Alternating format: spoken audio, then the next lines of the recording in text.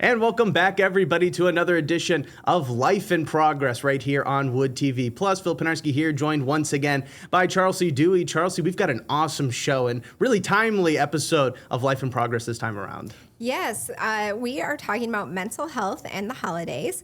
And our guest this time was Dr. Ronald DeVries of Pine Rest Mental Health Services. Dr. Ron came in and shared a lot of great tips on how to deal with stress and anxiety during the holidays, how to deal with grief, how to support other people who might be going through stressful times or times of grief. And just a really great discussion. We touched on a lot of different topics. So I feel like anybody who's dealing with any level of stress or anxiety is going to get something out of this episode. Absolutely. It was a lot of fun talking with Dr. Ron, and we're very excited to be bringing everybody this latest edition of Life in Progress.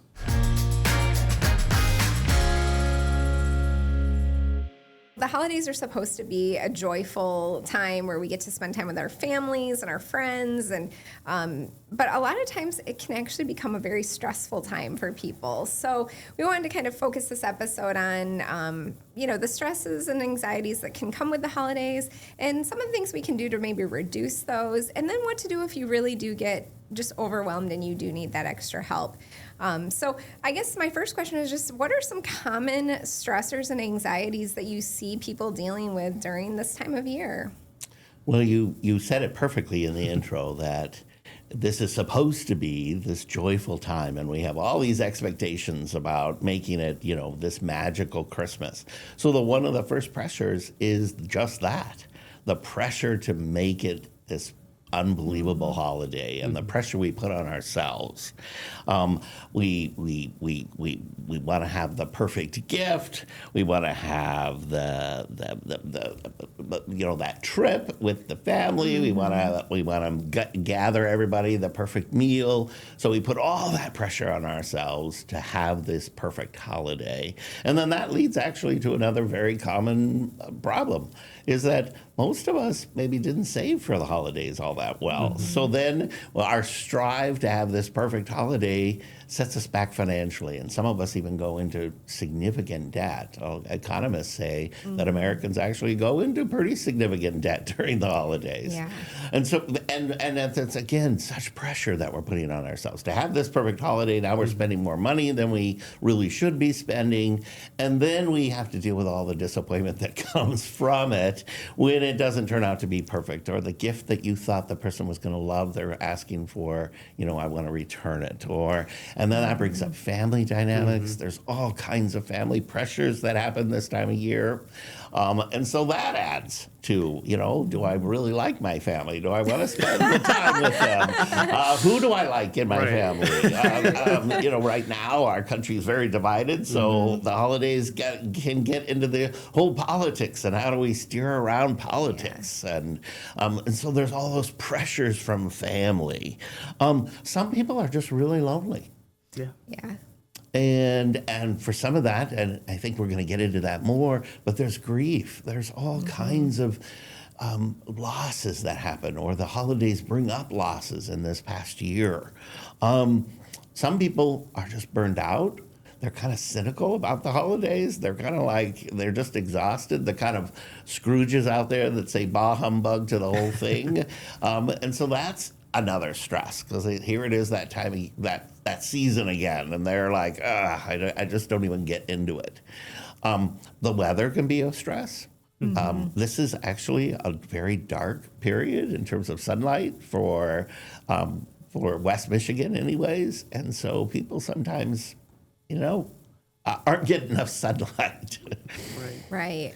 Well, and just hearing all of those things that are associated with holidays, you might think that holidays are awful and you should not be excited about them. But we do kind of realize that, the holidays, they do bring joy. There is a lot to be very thankful for around the holiday season, obviously. And for people that maybe do find themselves kind of dealing with this stress, whether it be from the financial side point or, the family side as well, how can we kind of recenter ourselves and maybe get back into that more happier sense associated with the holidays, just kind of remembering all those good memories that we've had. Right. It's really about some very simple self-care. I want to really simplify this so you can have some takeaways from this. The first one, I tell my clients all the time, make sure you're breathing. Breathing is such a significant part of dealing with stress. And there's lots of breathing techniques. There's the very extensive breathing that you might do with yoga or meditation. I'm not even saying that you have to be an expert in your yoga or meditative breathing to breathe. You just have to breathe deeply, make sure it's all the way down into your diaphragm, and you start there. And sometimes you just take a breath, even while you're right in the midst of the stress. The family argument has started, and you say, okay, breathe. Breathe, Ron, breathe. And that is such a critical piece, because it allows you to do what I think is another very important thing, which is just getting back into your body, grounding yourself, using your senses. The holidays are such wonderful times for all kinds of wonderful senses: sights, smells, the decorations, the lights, the music. There's so many things. And so we could use all those wonderful things about the holidays to help ground us. Hey, that favorite song on the radio, okay, that's what I'm going to think about right now. Or I can look at that tree or those lights, or I can look at the snow falling. So we ground ourselves back into our bodies, into our senses. We breathe. That's a really good place to start in dealing, getting back to, okay, I'm stressed, I'm feeling it.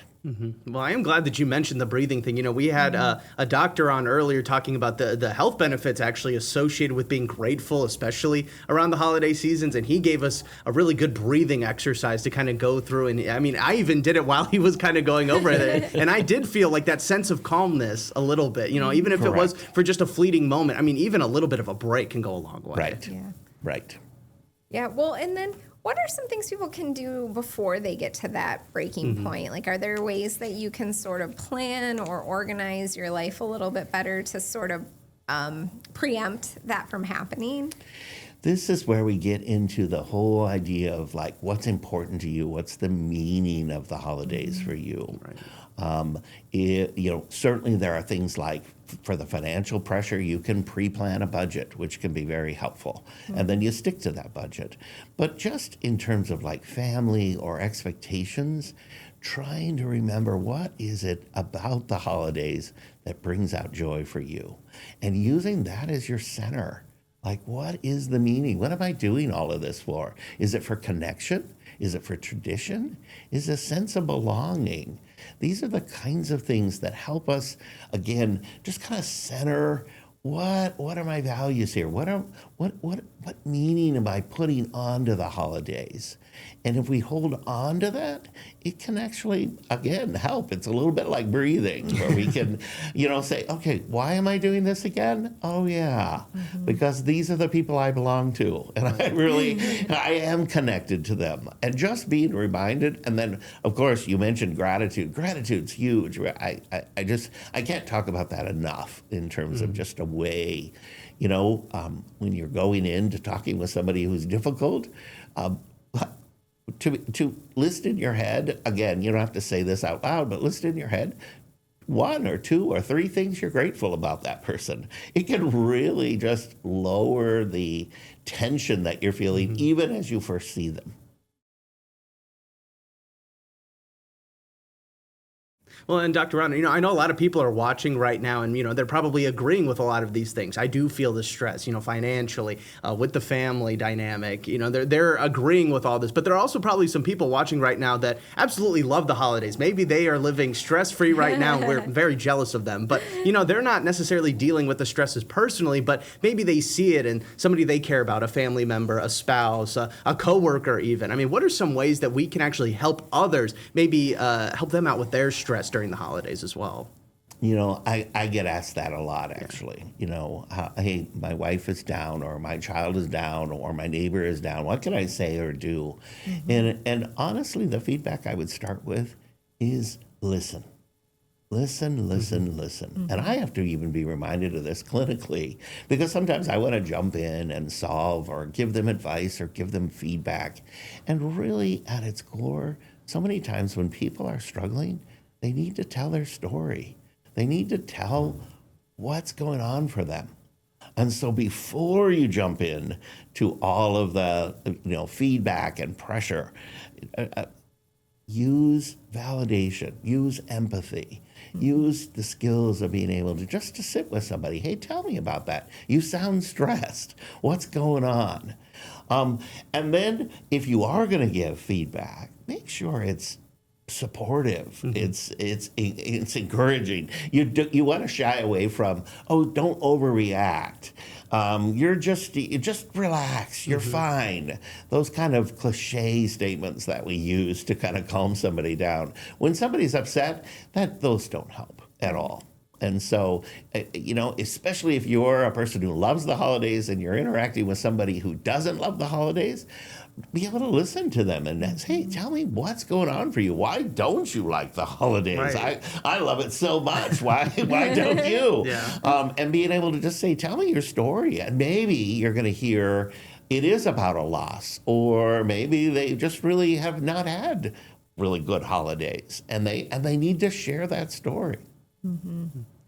What about too, like, I know moms tend to have a lot of extra pressure during the holidays because they've got to be, a lot of moms tend to be the ones shopping for the gifts and doing all the extra party planning and going to kids' schools and all of that stuff. So how can we be, like, especially like spouses of moms, how can they, help their spouse and really pick up some of the slack and maybe figure out how to do that?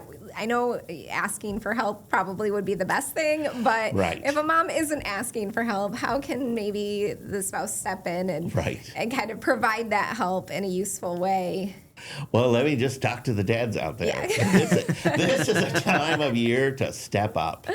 It really is. Because, in my family, my wife and I try to divide up all those labors. And she often says, even when we try to divide them up, they don't get 50-50. You have an easier job in this house than I do. She reminds me of that probably more than maybe she should.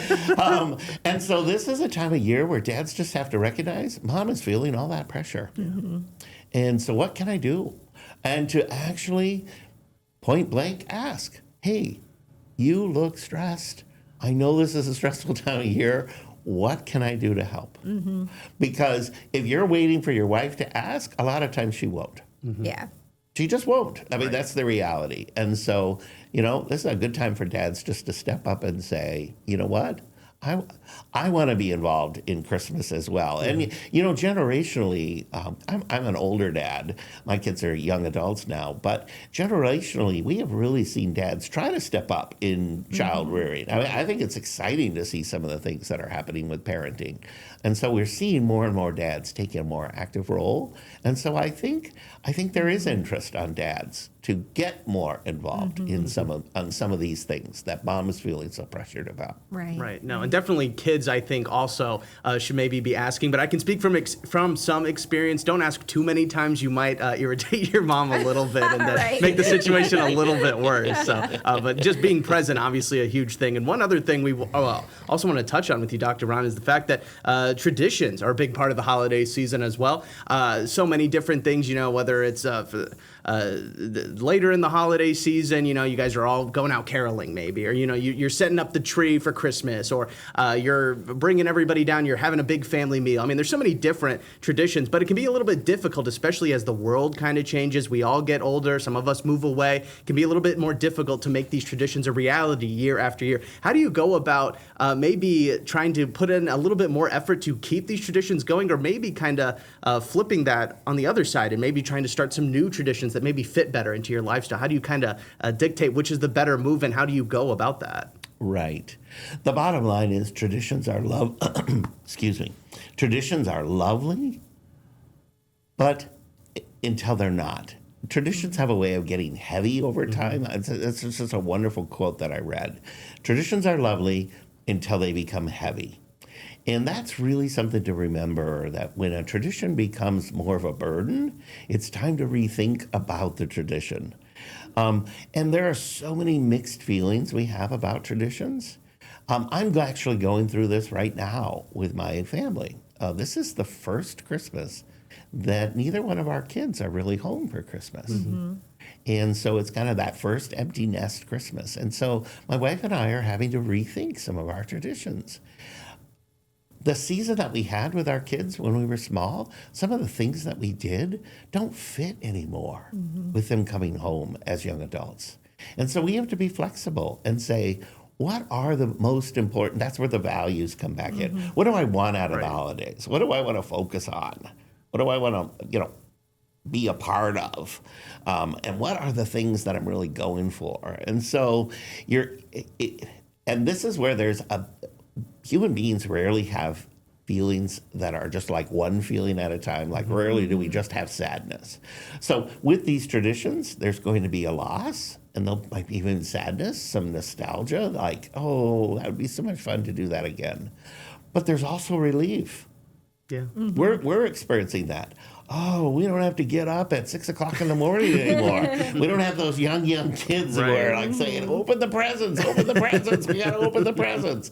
And there's a relief in that. And so, that was a great season when we were at that in our lives, in our family. But now we say, okay, when are we going to have dinner? When will we open presents?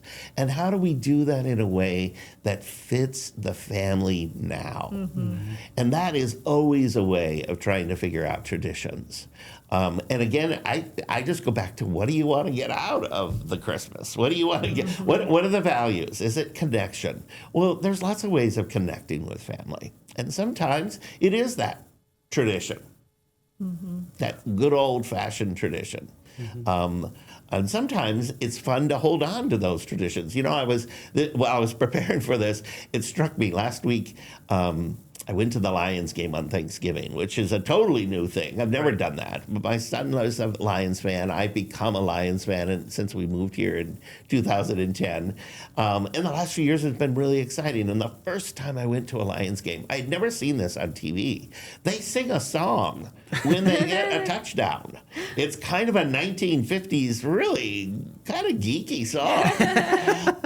And I noticed on Thanksgiving how fun it was to join, 50, 60,000 people singing this song, even though it's a dated song. I mean, anyone could come up with new words and a new tune to that song. And so sometimes hanging on to traditions, even when they're kind of geeky, is kind of fun. Right. Well, and I think, especially you mentioned the geeky aspect. I feel like kind of growing up, there were some traditions in your family household, the ugly sweaters, maybe the matching pajamas that maybe you weren't a fan of. But, kind of looking back on them, you do kind of look back on them with some rose-colored glasses a little bit like, that was a little lame, but, it was a lot of fun. We really got together and, really had a bonding family experience with that. Yes. And that's, again, the bonding family experience. So then you say, okay, what's the value that I'm going for the holidays? I want to bond. I want to connect with my kids. Well, my wife and I have to say, okay, how do we connect with our kids now as young adults? Which is different than when they were little kids and they were excited for Santa to come and open their presents. Right. Well, and that leads me to family dynamics sometimes change over time. People get divorced, people get remarried. I just watched the Reese Witherspoon, Vince Vaughn movie over the weekend, Four Christmases, where they have to go to four different houses for Christmas. What about when you do have to tell someone, I know you guys are getting together on Christmas Day, but we just aren't going to be able to make that work this year. How can you still show that part of your family that they're valuable to you, even if logistically it's not going to work out to see them maybe at their preferred time? How do you have those conversations? And especially if you've been doing it, we always do Christmas at, my mom's house, but this year we really just can't do that. How do you have that conversation early enough and in a way that makes them realize that you care about them, but for you, it's not, it would cause more stress to try to do that. Correct. These are such hard conversations to have. The disappointment that comes when, on both sides actually. And so it is so important for either person, the person that's either has to tell, hey, mom, it's not going to work this year, or for mom to receive that message, hey, my daughter is telling me it's not going to work this year, is to recognize that what they're telling you is not personal against you. We so quickly personalize when somebody tells us, hey, we can't make it this year. And so then it becomes, what did I do? What's wrong? And we personalize that. And you by by personalizing it, it actually interferes with what I think is another very important skill, and that is to have empathy for the person that either you're telling or the person who's receiving the information. Because if we personalize it, then we get defensive and we can get argumentative even, or try to, manipulate or persuade the person. Oh, come on, it will work. Let's just make that happen. Rather than just saying, you know what? Hey, okay, tell me why it doesn't work this year. Okay, help me, again, we're back to that listening skill. Okay.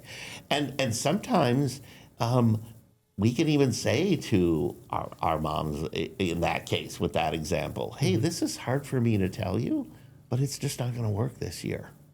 And put that out there as part of it. This is not personal against you. I'm not making an attack against you. One thing that we can remember is that this is about self-care.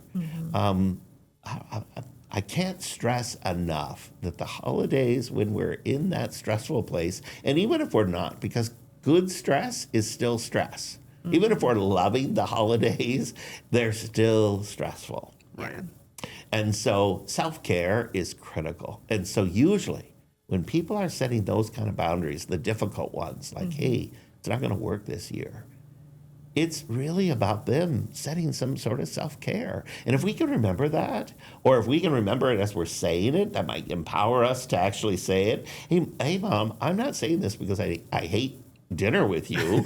I'm saying this because it just doesn't work in our schedule this year. Or it adds to the stress in our family. Right. Well, and obviously there's a lot of stress around the holidays, and we've spent quite a bit of time talking about that. And Dr. Ron, you touched on it at the beginning, kind of teased it a little bit, that being grief associated with the holiday season. For a lot of people, or for some people, this might be their first holiday season without a loved one, without a spouse, without a parent, without a child even. How does grief really impact people, especially around the holiday season, and kind of how we've been talking? How can we support ourselves if we're dealing with grief, and also how can we support others who might be dealing with the same thing? Right. The first thing is, I'll go back to self-talk. I'm a big person about believing how we talk to ourselves. And I tell people who are grieving during their holidays to give themselves permission to grieve. I am grieving in a kind and compassionate way, because that hopefully frees them up to be able to explain to family, friends, this is hard for me. I'm grieving. I've lost the person I'm most connected to, or I've lost my mom. So Christmas this year is not going to be the same for me. A person who's lost their partner or spouse, Christmas isn't going to be the same for me. It isn't. I can't make that better. Sometimes I wish I could, as I'm working with people who are really grieving and really sad this time of year. Like I said a moment ago, rarely do we experience just one emotion, though. And so when you're grieving, sometimes I like to use this phrase, you've earned your tears because you loved that person so much. And the tears are not only about the sadness about them gone, but the happiness of the life that you shared with them. And so grief really is this mixture of sadness and kind of a sense of pleasure, or a sense of connection, a sense of joy. And that's part of what's happening during the holidays. So you're going to get what we call waves of emotions. And people do. And then they'll think, because they were feeling good in the morning, okay, I can do this, and they commit, and okay, I'll stay for dinner. And then halfway through dinner, they get a wave of emotion that now I'm really upset, or something just happened, or that song hit me, the radio's out in the background or something. And now they have this song, and so that causes more, and the tears come. Again, as the tears come, I'm grieving. I'm grieving. There's a reason those tears are there. The support we can give is just that, to remember that there are people who are grieving during the holidays. This might be the first Christmas without a loved one. Sometimes we forget about kids. Kids, grandma or grandpa's not here this year. They should be here. they're going to be excited about the presents, and then they might have a moment where they're like, hey, it just hit me. Grandma's not here. Yeah. And so you want to comfort them as that happens. Right. Well, and with kids, what are some of the other things? Like, that's another thing I don't think we often think about, some of the stress that kids might be going through during the holidays, because they do have disrupted schedules and maybe time off from school without that routine. So what are some things that kids might be going through that parents might not even realize during the holidays? And what are some things that parents can do to help their children kind of adapt to this time of year? You know, there's pressure on parents to make it magical for the kids and all this sense of awe. And, you know, especially little kids, I love the faces of little kids when they see a Christmas tree or, you know, they just get so excited about it. You know, that present's for me. And that's so exciting. That sense of awe and wonder that the holidays bring for little ones. But they also feel all that pressure. They're out of their routine, like you said. Sometimes they're traveling to grandma's house, or they're having to, you know, they're not getting enough sleep.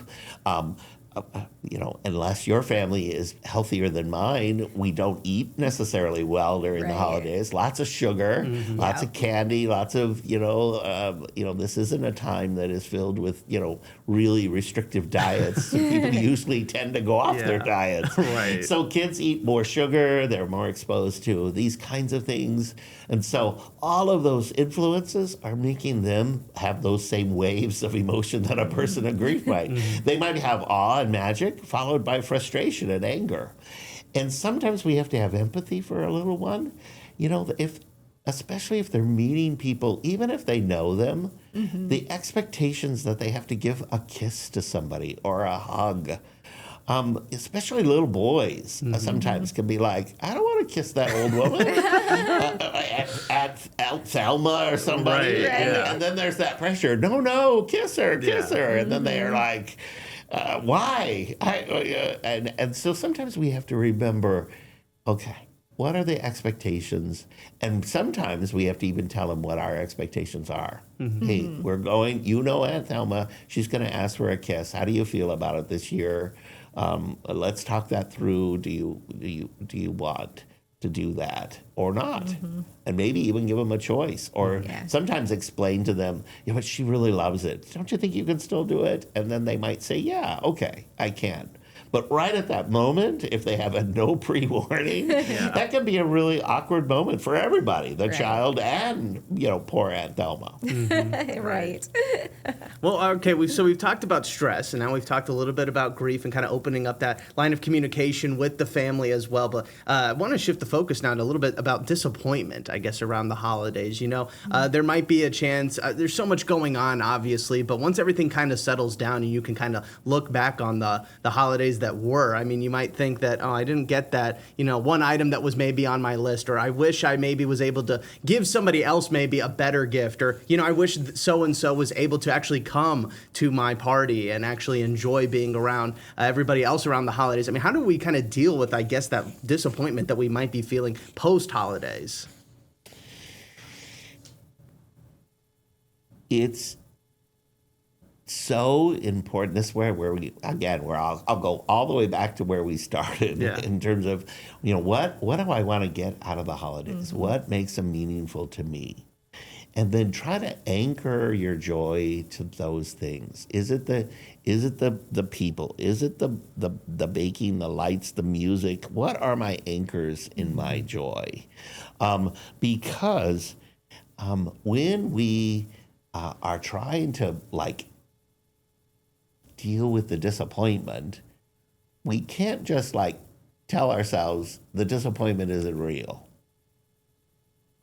because that doesn't work. If we try to tell ourselves, oh, I'm not really disappointed with that gift, we're just going to be fighting with ourselves, and many times people do fight with themselves. And so it's just a helpful reminder again with that self-talk to say, you know what, I am disappointed. I didn't get the gift I wanted, or that. Gosh, again, some of the pressure we put on ourselves. You know, the food didn't turn out the way I wanted. the perfectionism sometimes that we put into the holidays. It didn't turn out that way. And so then we anchor back to, okay, what did I want out of the holidays? Well, I wanted to spend time with people I love. Am I doing that? Yeah. Okay. It's good enough. Sometimes that phrase, good enough, we emphasize the enough part of good enough and not the good part of good enough. And good enough is good. Right. It's good.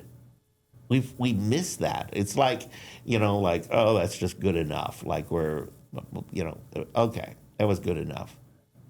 If we can practice the good part, that helps change our mindset. There's a psychologist that I really respect. He's no longer alive. His name is Aaron Beck. And he talks about our natural tendency to magnify the negative. Mm-hmm. And he uses this illustration, and not that I'm not talking about this because I'm being a downer, but he uses it on purpose to just really, alert us to this. If a doctor came in and gave you gave you the diagnosis of cancer, and then said the prognosis is you have 20% of not making it or 80% of making it, there's something in our brains that's, and I don't think it's genetic, but it is just the way we seem to react to news like that. We immediately focus on the 20% that we're not going to make it. And again, he's not minimizing the severity of cancer or the reactions to cancer. It's just in human nature that we focus on the 20% bad and not the 80% that's good. Right. And it's so easy to do that. And yet we miss, let's say that prognosis. Well, wait a minute. That means 80% chances are I'm going to make it through just fine. And we lose that. And so sometimes we have to do that with even Christmas, as weird as that sounds. We focus on the 20% of Christmas that didn't work out, and we're not looking at the 80% of Christmas that was really fun and exciting and all the things I wanted it to be. Well, and with the increase of social media and consumerism, I think that also feeds into that, because I think we see it looks like everybody else is living it up and having these fabulous experiences and curating these wonderful family outings and such. And so there's a pressure to do the same or to live up to that. How are you seeing social media feed into that, and how can people maybe step back from that during this time of year so that they're not comparing somebody else's perfect life to their chaotic and daily existence? You nailed it. This is something that's really impacting a lot of people's holidays, because people want that picture that can go onto Facebook, and it just looks like they're having a better Christmas than we are.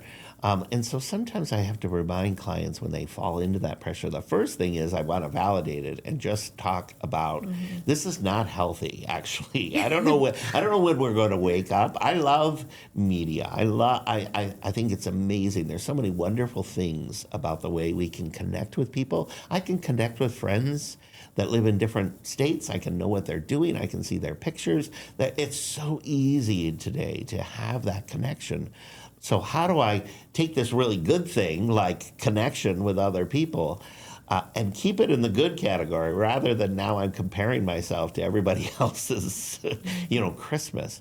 And one thing I try to remind people is that nobody has a charmed life. It may look like it on Facebook, and the people that actually are really doing a good job at trying to influence us, some of them are actually influencers. That's their job. They actually are trying to influence you to buy something or start this tradition, or this is what Christmas should be, and they're trying to actually influence you. And so you got to be a little bit savvy about what the good parts about social media, but you have to really be realistic. You know what? They have bad days too. They have burnt meals and Christmas pictures that didn't turn out, and that pressure that happens with social media is really, really, really hard. And it does damage a lot of people's Christmases. Mm-hmm.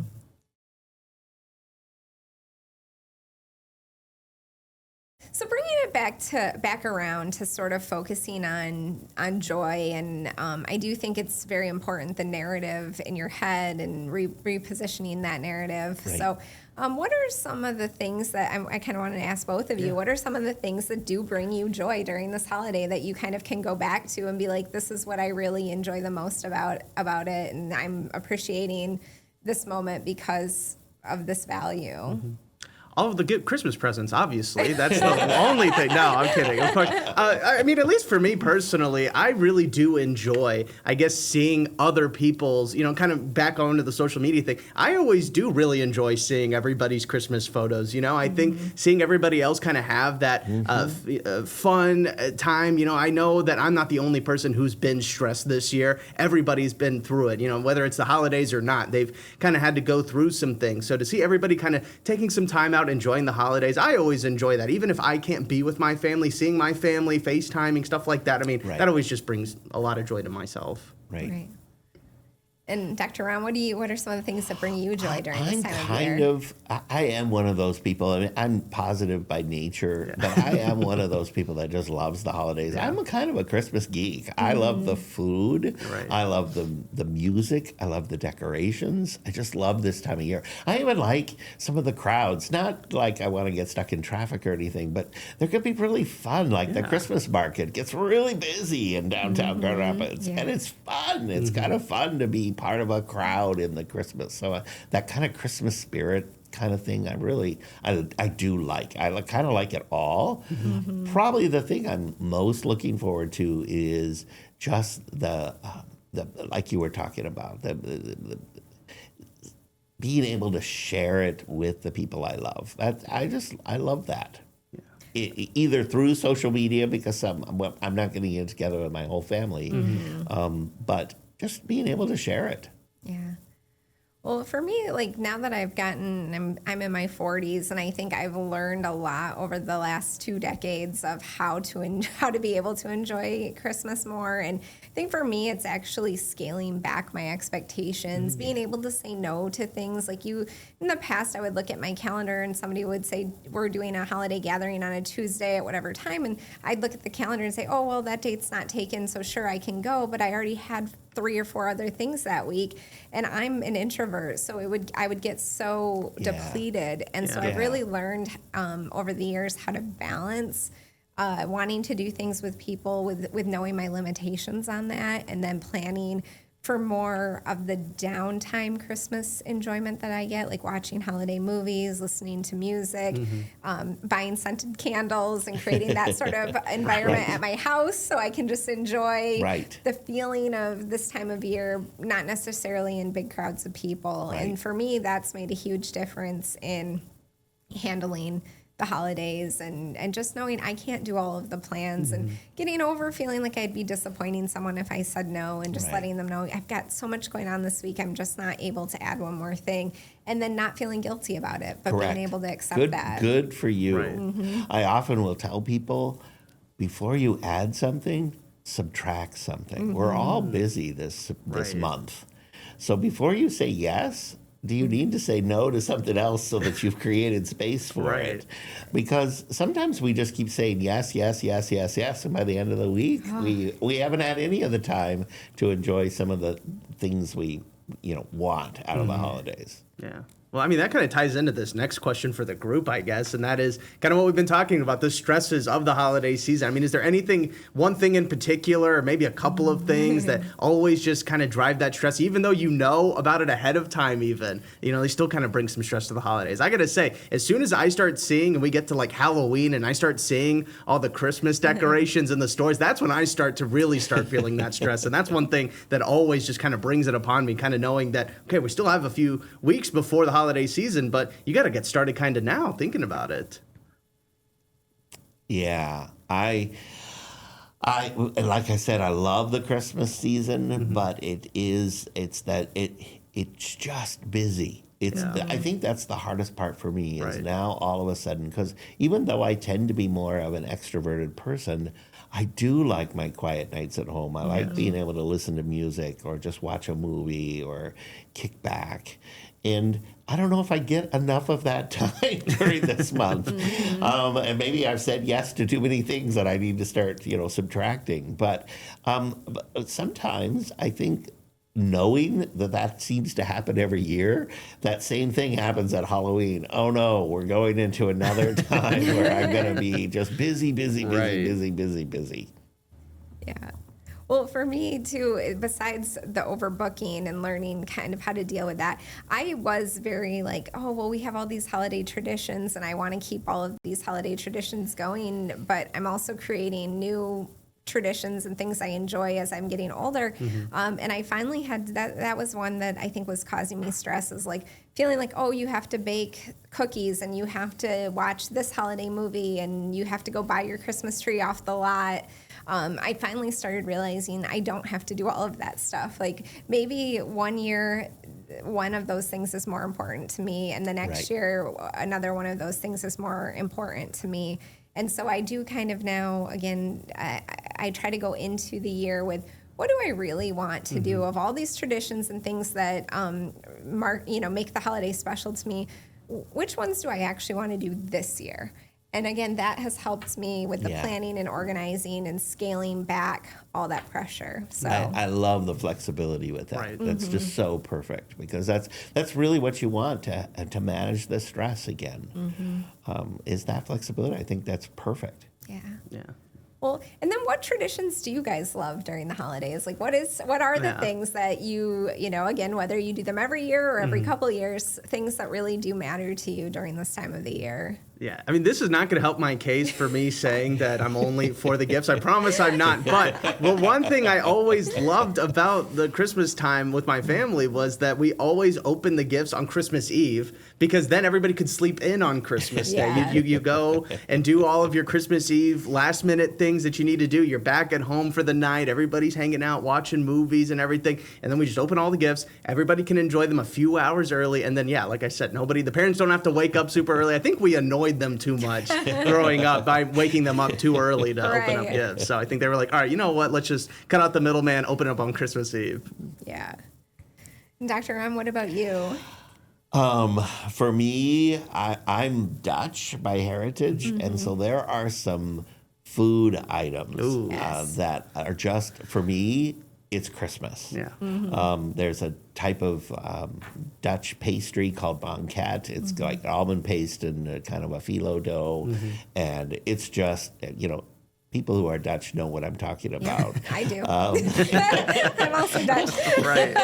And so I have to have banket. Or we did chocolate letters I grew up with chocolate letters in our Santa, the name that first alphabet of your name, and you get that in chocolate. And so for me, chocolate letters, some of the banquet, just some of the food, and then I love to eat anyway, so it even expands from that. Right. So some of the traditions are really surrounding food. I love, and that's where you have to kind of say yes and no, because I have to watch my diet, I have to watch my sugar intake, I have to, all these things, so I can't just gorge on sweets all day. That's not, so what I add, I have to take away as well. So Yeah. That's funny, because the banquet, that is something that my grandparents were every holiday season, they would have that. I was not that into it at the time, but ever since my grandmother passed away several years ago, I was so close to her that the traditions that I kind of tend to gravitate towards now are the traditions that make me feel connected to her still. So the banquet, I buy it every year now.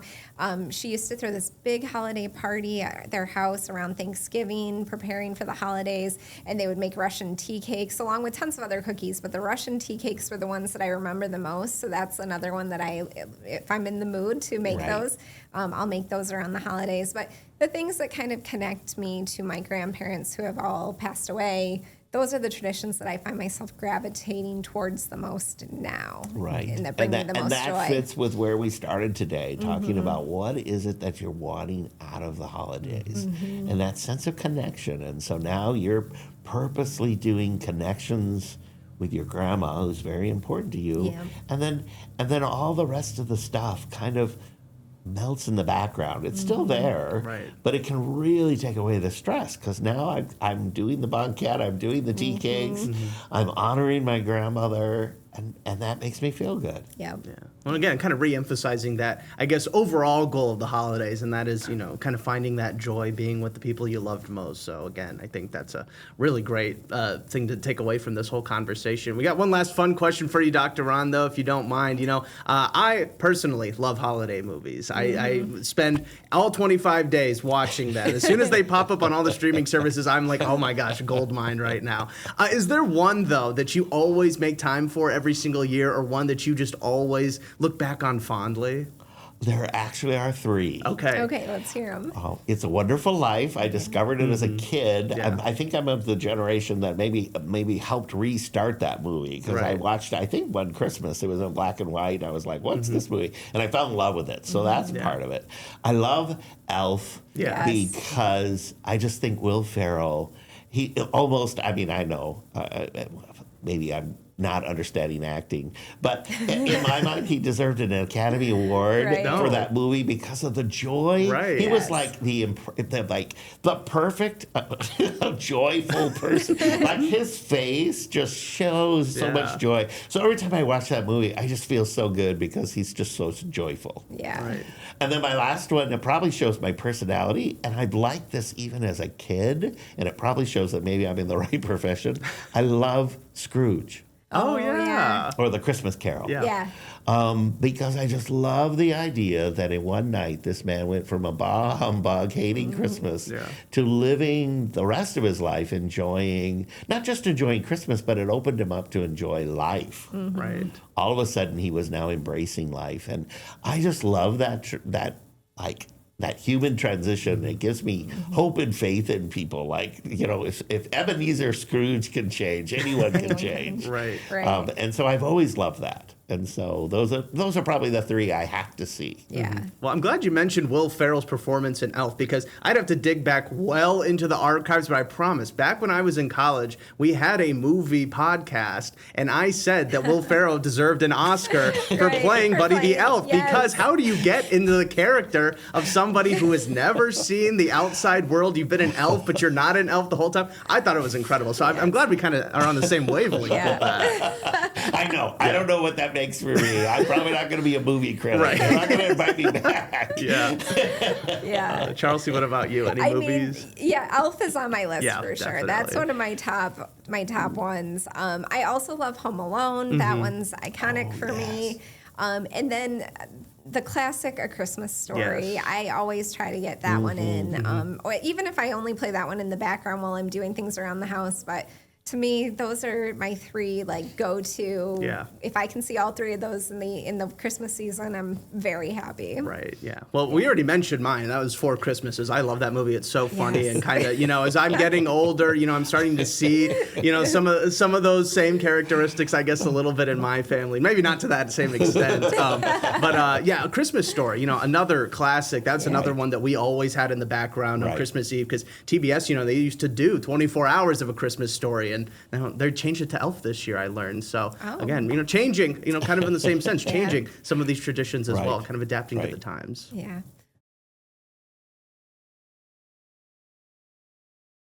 Well, Dr. Ron, as we're wrapping up, are there any other takeaways that people should think about as they're going into this holiday season to, again, keep their mental health in check? Or if they do start to feel like maybe they do need help, what should they do? Right. This is a time where you just have to, again, when we bring it back to mental health, there's a lot of social anxiety that can happen during this time.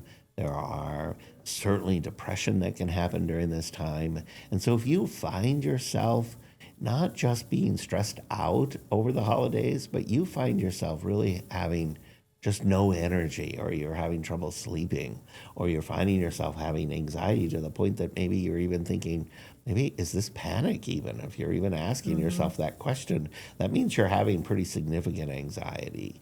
And so these are all signs that something else is going on, and you may need a help. You may need even professional help. I'm not trying to just say, hey, call Pine Rest, but Pine Rest really is a place out there that you could call, or it's even easier just to go on pinerest.org, and they have lots of resources that aren't even about necessarily making an appointment. There's podcasts like this, there's articles, there's things that you can kind of just at your own pace, okay, what's going on with me? Because this really is a hard time of year for a lot of people, and it's really related to their mental health. It's related to depression and anxiety. Right. Well, thank you so much. We really appreciate having you, and we look forward to the holidays. Yes. Hopefully some stress-free holidays. Yes, as stress-free as possible. Right. Yeah.